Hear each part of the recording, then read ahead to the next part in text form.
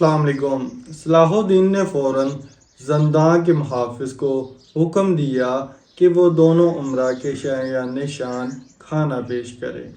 تھوڑی دیر بعد ابو جعفر اور علی ناصری بھوکے گداگروں کی طرح لذیذ غذا پر ٹوٹ پڑے۔ 4 دن بعد دونوں کے شکم کی آگ بجھی تھی، اس لیے ان پر نشہ سا طاری ہو گیا۔ پھر ابو جعفر اور علی ناصری نے بیک زبان کہا، ہم اس شرط پر اس سے بردہ شخصیت کا نام بتانے کے لیے تیار ہیں اگر ہماری جان بخشی کی ضمانت دی جائے اور ہمیں ہمارے گھر جانے دیا جائے۔ صلاح الدین کچھ دیر تک ابو جعفر اور علی ناصری کی پیشکش پر غور کرتا رہا، پھر اس نے ان کی دونوں شرطیں مان لی۔ ابو جعفر اور علی ناصری کے چہروں پر مسرت کا وہ رنگ ابھر آیا جو موت کی سزا سے چھوٹ جانے والوں کی شکلوں پر نمایاں ہوتا ہے۔ ایک شرط اور بھی ہے، علی ناصری نے چونک کر کہا، جیسے اسے کوئی بھولی ہوئی بات یاد آ گئی ہو۔ وہ کیا؟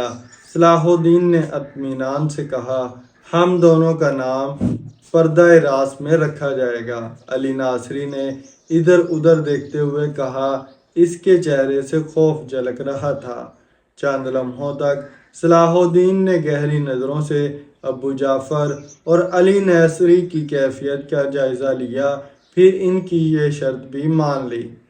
وہ باربیک کے فدائی تھے، ابو جعفر نے سرگوشی کے انداز میں کہا، اور باربیک حسن بن صبا کا شاگرد خاص ہے۔ تم دونوں اپنی جانیں بچانے کے لیے جھوٹ بول رہے ہو، صلاح الدین نے سخت لہجے میں کہا، جس کی روحانیت اور ریاضیات کے قصے سارے مصر میں مشہور ہیں، وہ اس شیطان کا ملکد کیسے ہو سکتا ہے؟ یہی تو باربیک کا کمال ہے کہ اس نے اپنے چہرے پر اتنی دبیز نقاب ڈال رکھی ہے کہ اس کے پیچھے کوئی نہیں جان سکتا۔ علی ناصری نے انتہائی پرجوش لہجے میں کہا، میں نہیں مانتا۔ صلاح الدین کے لہجے کی سختی برقرار تھی، تم مجھے فریب دے رہے ہو، اور ایک فریب کار کی سزا یہی ہے کہ تم دونوں اسی زنداں کے اندھیروں میں بھوکے پیاسے مر جاؤ۔ یہ کہتا ہوا صلاح الدین کھڑا ہو گیا۔ علی ناصری نے فوراً ہی صلاح الدین کا بانگ پکڑ لیے، اگر ہماری پیش کردہ ثبوت غلط ثابت ہوں تو ہمیں بے دریغ قتل کر دیا جائے۔ صلاح الدین نے ایک نظر علی ناصری کی طرف دیکھا اور دوبارہ بیٹھ گیا۔ یہ صلاح الدین کی ایک گہری چال تھی جسے ابو جعفر اور علی ناصری سمجھنے سے قاصر رہے۔ دراصل وہ باربیک کے بارے میں پوری تفصیل جاننا چاہتا تھا، اور اس کی ایک ہی وجہ تھی کہ باربیک کو مصر کے باشندے نہایت احترام کی نظروں سے دیکھتے تھے، ان میں باطنی بھی شامل تھے اور صحیح العقیدہ مسلمان بھی۔ اسی احتیاط کے پیش نظر صلاح الدین انتہائی تحقیق اور معلومات سے پہلے باربیک پر ہاتھ ڈالنا نہیں چاہتا تھا۔ اگر اس سلسلے میں اس سے کوئی غلطی سرزد ہو جاتی تو مصری باشندے اس کے خلاف ہو کر ایک ہنگامہ بھی کھڑے کر سکتے تھے۔ باربیک کے سلسلے میں ابو جعفر نے گفتگو کی ابتدا کی تو صلاح الدین نے اسے اپنے ہاتھ کے اشارے سے روکتے ہوئے کہا، یہ تمہیں آخری موقع دیا جا رہا ہے، اگر تمہاری پیش کردہ کوئی دعوت سچ ثابت نہ ہو سکا تو پھر دردناک موت ہی تمہارا مقدر ہے۔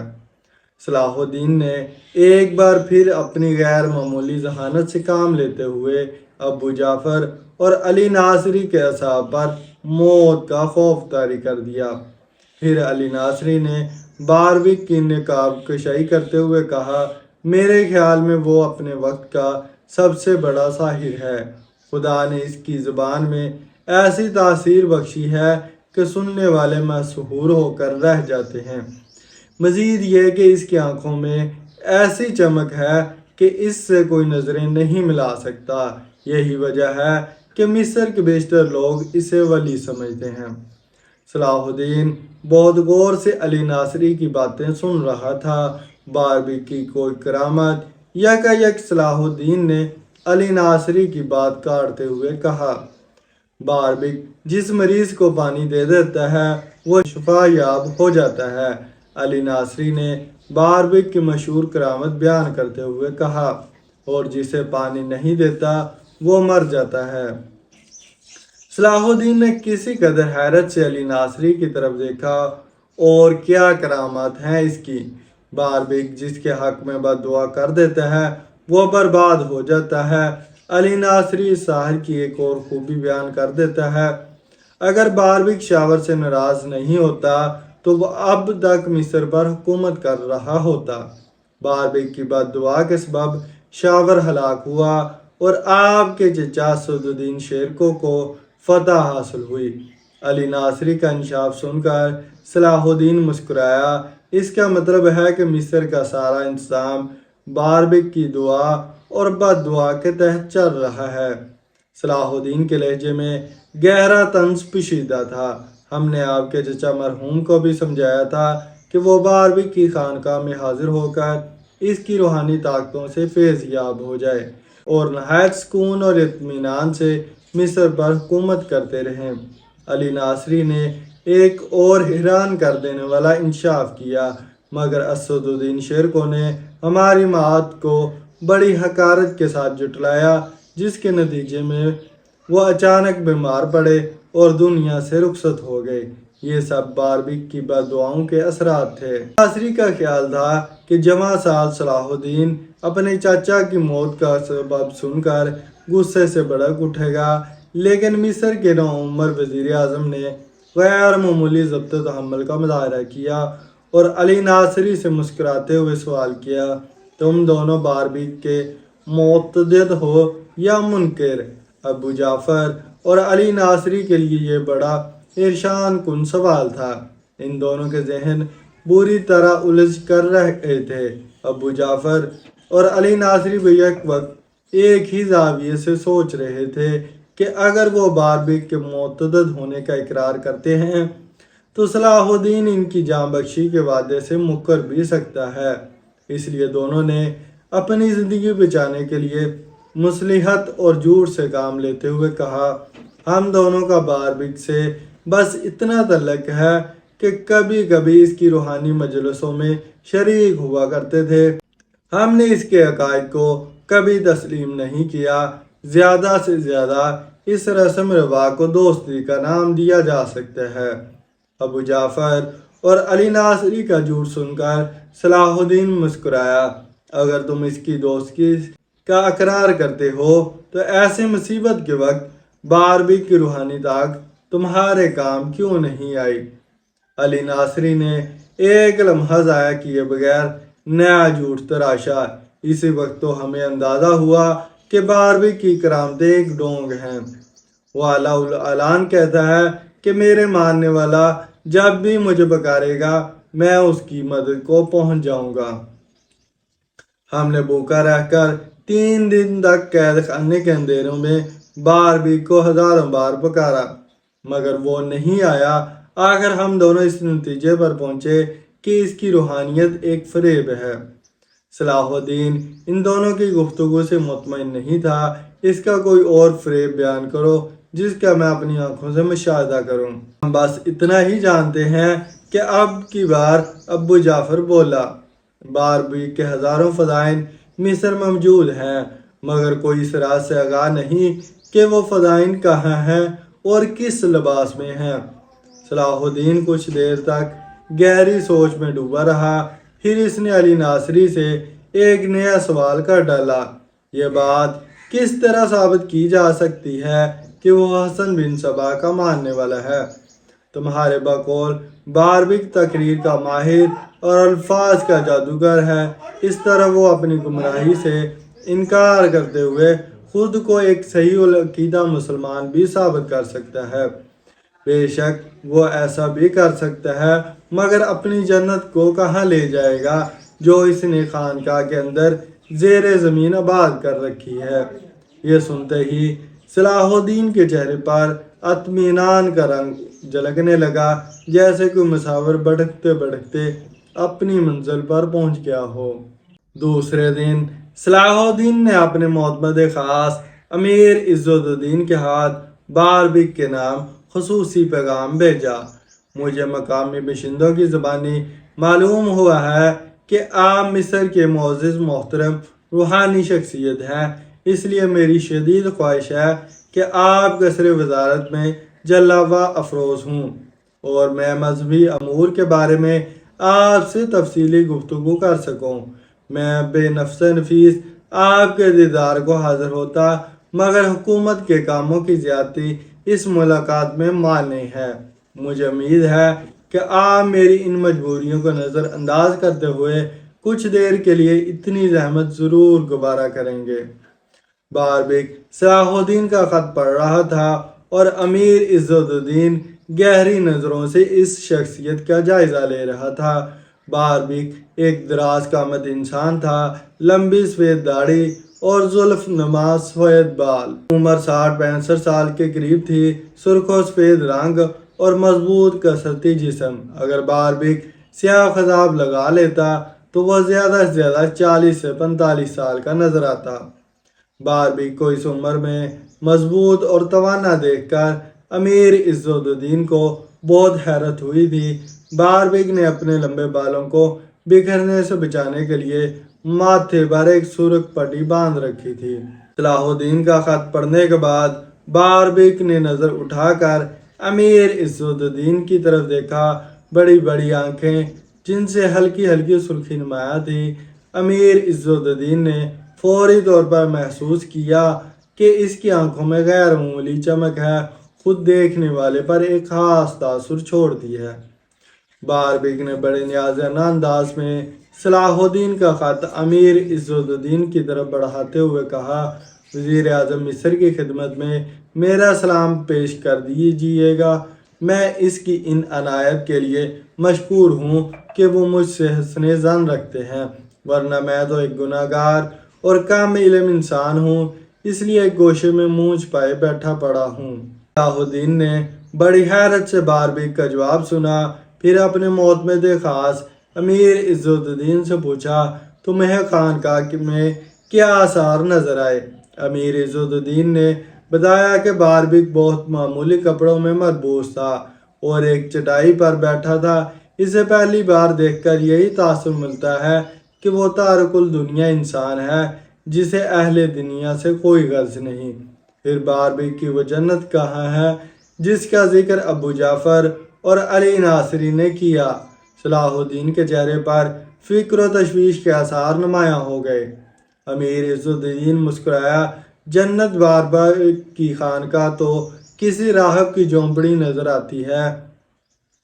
صلاح الدین نے اس کے بعد کوئی سوال نہیں کیا اور اپنے معتمد خاص کو ساتھ لے کر قید خانے جا پہنچا۔ صلاح الدین کو زنداں کے دروازے میں داخل ہوتے ہوئے دیکھ کر ابو جعفری اور علی ناصری یہ سمجھے کہ ان کی رہائی کا وقت آ گیا ہے، مگر صلاح الدین قریب ہوا اور ان دونوں نے اس کے چہرے پر ناگواری کا رنگ دیکھا تو سہم سے گئے۔ تم نے مجھ سے جھوٹ بولا۔ صلاح الدین کے لہجے سے شدید غصے کا اظہار ہو رہا تھا۔ پھر اس نے امیر عزت الدین کا بیان کردہ پورا واقعہ سنایا۔ یہی تو اس ساحر کا کمال ہے، علی ناصری نے پرجوش لہجے میں کہا۔ باربک کی جنت زمین دوز ہے۔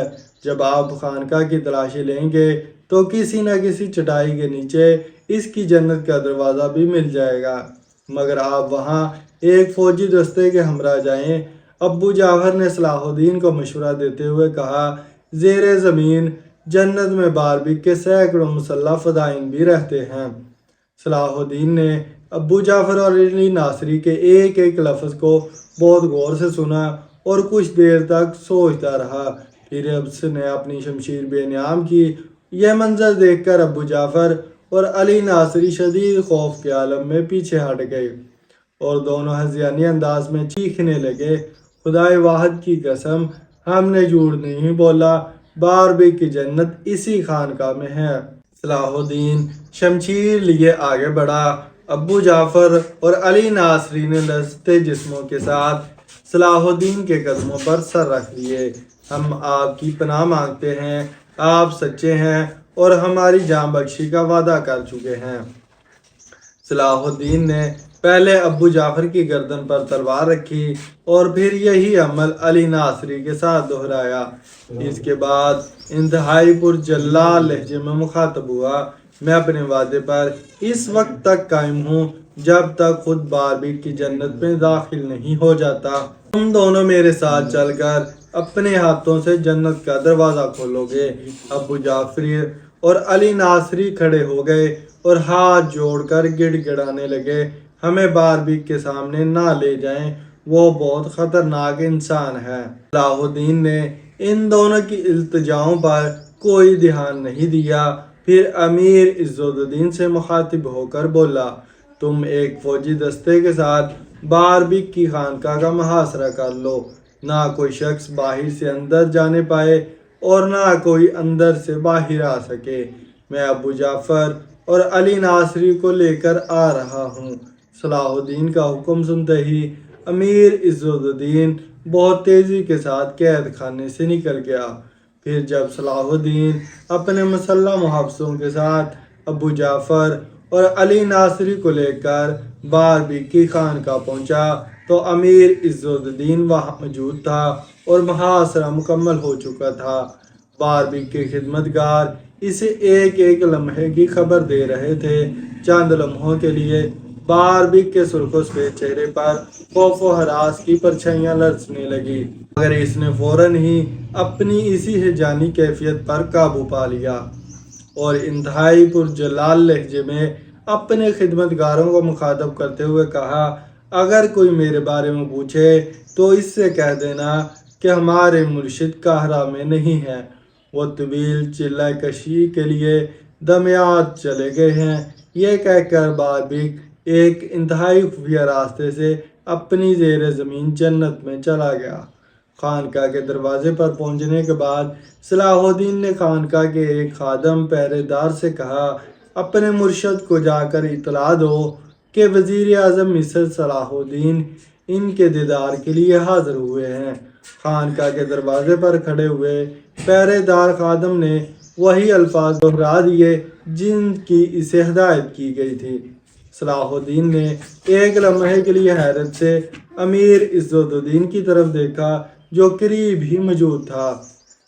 امیر عز الدین نے صلاح الدین کی نظروں کا مفہوم سمجھ لیا اور بلا تاخیر جواب دیتے ہوئے کہا، مجھے یقین نہیں کہ وہ اتنی جلد دمیات جا سکتا ہے۔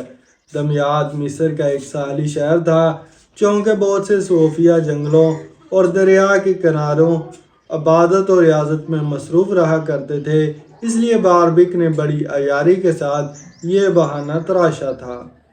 صلاح الدین نے اپنے معتمد خاص امیر عز الدین کا جواب سن کر انتہائی مطمئن لہجے میں کہا، اس سے کوئی فرق نہیں پڑتا، پہلے ان کی جنت کا نظارہ کر لیں، بعد میں دمیات جا کر ان کا دیدار بھی کر لیں گے۔ یہ کہہ کر صلاح الدین نے خانقاہ کے دروازے میں داخل ہونے کی کوشش کی، مگر فوراً ہی باربیک کا پہرے دار خادم سامنے دیوار بن کر کھڑا ہو گیا اور اس نے بلند آواز میں کہا، کوئی شخص مرشد کی اجازت کے بغیر خانقاہ میں داخل نہیں ہو سکتا، چاہے خلیفۃ المسلمین ہی کیوں نہ ہو۔ جیسے ہی باربیک کے خادم کی بات مکمل ہوئی، امیر عز الدین اس پر عقاب کی طرح جھپٹا اور پہرے دار کی گردن پکڑ کر اس طرح کھینچی کہ وہ اندھے منہ دروازے کے باہر آ گرا۔ پھر امیر عز الدین نے اپنے اس سپاہی کو حکم دیتے ہوئے کہا، اسے قابو میں رکھو، اگر یہ مزاحمت کرے تو بے دریغ قتل کر دینا۔ اس کے بعد صلاح الدین ابو جعفر اور علی ناصری کو لے کر خانقاہ کے اندر داخل ہو گیا۔ 200 مسلح سپاہی وزیر اعظم مصر کے ہمراہ تھے، جو اسے اپنے نرغے میں لیے بڑی احتیاط سے ساتھ آگے بڑھ رہے تھے۔ یہ ایک طویل و عریض خانقاہ تھی جس کی ظاہری حالت دیکھ کر یہی اندازہ ہوتا تھا کہ یہ تارک الدنیا اور بے سر و سامان درویشوں کی پناہ گاہ ہے۔ جگہ جگہ باربیک کے خرقہ پوش خدمتگار نظر آئے، جنہوں نے مسلح سپاہیوں کو دیکھ کر بھاگنے کی کوشش کی، مگر صلاح الدین کے حکم نے ان کے پیروں میں نادیدہ زنجیریں ڈال دیں۔ اگر تم نے فرار ہونے کی کوشش کی تو اس کا انجام موت کے سوا کچھ نہیں۔ پھر صلاح الدین ابو جعفر اور علی ناصری کے بتائے ہوئے خفیہ راستے سے باربیک کی جنت میں داخل ہو گیا۔ یہ جنت حسن بن صبا کی جنت کے مقابلے میں کوئی حیثیت نہیں رکھتی تھی، مگر پھر بھی انتہائی خوبصورت تفریح گاہ تھی، جہاں ایک چھوٹا سا باغ تھا اور اس کے درمیان دلکش پتھروں سے بنائی ہوئی حوضیں تھی جن میں شراب بھری ہوئی تھی۔ دور تک چھوٹے چھوٹے آراستہ کمرے بنے ہوئے تھے جن میں نوخیز اور خوبصورت لڑکیاں رہتی تھیں۔ ایک طویل و عریض کمرہ تھا جو باربیک کے لیے مخصوص تھا، جس کے دروازے پر 100 سے زیادہ مسلح طاقتور نوجوان پہرا دے رہے تھے۔ صلاح الدین کے سپاہیوں کو آتا دیکھ کر باربیک کے فدائین نے تلوار کھینچ لی، پھر وہ بڑی جام بازی سے لڑے، صلاح الدین کے 50 سپاہیوں کو شہید کیا اور پھر سب کے سب مارے گئے۔ باربیک نے شور کی آواز سن کر کئی بار دروازہ کھولا تھا، مگر اس کے لیے فرار کا کوئی راستہ باقی نہیں رہا تھا۔ مجبوراً اس نے دروازہ بند کر لیا تھا۔ پھر جب آخری فدائی بھی تیگ ہو گیا تو صلاح الدین کے حکم پر اس کے سپاہیوں نے دروازہ توڑ دیا۔ وزیر اعظم مصر اندر داخل ہوا تو باربیک اپنے تخت پر خاموش بیٹھا تھا۔ اس کے ہاتھ میں ایک بلور جام تھی۔ یہ تخت کسی عظیم الشان بادشاہ کا تخت معلوم ہوتا تھا۔ صلاح الدین قریب پہنچا تو اس باربیک اسے دیکھ کر مسکرایا اور اس نے پورا جام ایک ہی گونڈ میں حلق سے اتار لیا۔ پھر خالی جام فرش پر پھینکتے ہوئے انتہائی نفرت امیز لہجے میں ابو جعفری اور علی ناصری کو مخاطب کر کے بولا، تم نے اپنے مرشد سے بے وفائی کی ہے اور اس کی صدا مسلسل آگ ہے، یہاں بھی دوزخ اور وہاں بھی دوزخ۔ یہ کہتے کہتے باربیک کے منہ سے خون کی ایک پتلی دار بہہ نکلی۔ پھر وہ صلاح الدین کو مخاطب کر کے بولا، ہم لوگ ہر حال میں فاتح قرار پاتے ہیں، یہی تیری شکست ہے کہ تو مجھ پر قابو نہیں پا سکتا، تیری بھی سزا آگ ہے، تو بھی آخری سانس تک آتش انتقام میں جلتا رہے گا۔ میں تو اپنے مرشد کے پاس جا رہا ہوں جو جنت اعلیٰ کے دروازے پر کھڑا میرا انتظار کر رہا ہے۔ شیطان کے خبیث بیٹے تو کتے اور سور سے بھی زیادہ ناپاک ہے۔ اگر ان حیوانوں کو انسانی زبان مل جاتی تو وہ تیرا انجام دیکھ کر اپنے خالق سے یہی دعا کرتے کہ انہیں باربیک کی طرح عبرتناک موت نہ دینا۔ نفرت اور غضب کے جوش سے صلاح الدین کا چہرہ جل اٹھا تھا۔ میں تجھے اس طرح دوزخ میں جانے نہیں دوں گا۔ پہلے مصر کے باشندے یہ تماشا دیکھیں، پھر تجھے اس آگ کے حوالے کیا جائے گا جو تو نے اللہ کی زمین پر بھڑکائی ہے۔ یہ کہہ کر صلاح الدین نے باربیک پر تلوار کا ایک بھرپور وار کیا جس سے اس کی گردن کاٹ کر تخت پر گر پڑی۔ پھر صلاح الدین نے ان مجبور لڑکیوں کو باربیک کی دوزخ سے باہر نکالا اور باربیک کا سر نیزے پر بلند کر کے قاہرہ کی شاہراہوں پر پھرایا۔ صلاح الدین کے نقیب جس راستے سے گزرتے انسانی ہجوم کو مخاطب کر کے بآواز بلند کہتے، یہ اس شخص کی سزا ہے جس نے اللہ کے احکام کا مذاق اڑایا تھا۔ پھر صلاح الدین نے باربیک کی خانقاہ کو آگ لگا دی اور اس کی لاش کو بھڑکتے ہوئے شعلوں کے حوالے کر دیا۔ اس کے بعد ابو جعفر اور علی ناصری کو قصر وزارت میں لایا گیا اور معززین شہر کے سامنے ان دونوں کی آنکھوں میں جلتی ہوئی سلاخیں پھروا دیں۔ اندھے کیے جانے سے پہلے ابو جعفری اور علی ناصری نے صلاح الدین سے شکایت کی کہ وہ عہد شکنی کر رہا ہے۔ جواب میں صلاح الدین نے کہا، میں نے تم دونوں سے جان بخشی کا وعدہ کیا تھا، اگر مجھے اپنی ان الفاظ کا پاس نہ ہوتا تو تمہیں بھی باربیک کے ساتھ آگ کی نظر کر دیتا کہ تم بھی حسن بن صبا کے ماننے والے ہو۔ اس کے بعد صلاح الدین نے اپنے وعدے کے مطابق ابو جعفر اور علی ناصری کو ان کے گھر بھجوا دیا اور ساری جاگیریں ضبط کر لی۔ جب یہ خبر سلطان نور الدین زنگی کو پہنچی تو سلطان عادل نے اپنے ایک معتمد خاص کے ہاتھ صلاح الدین کو قیمتی تحائف بھیجے اور ایک خط بھی تحریر کیا جس کی عبارت کچھ اس طرح تھی: حق کے دالا، تمہیں اجزائے عظیم دے کے تم نے مصر کی سرزمین سے ایک فتنہ عظیم کی جڑیں اکھاڑ پھینکی۔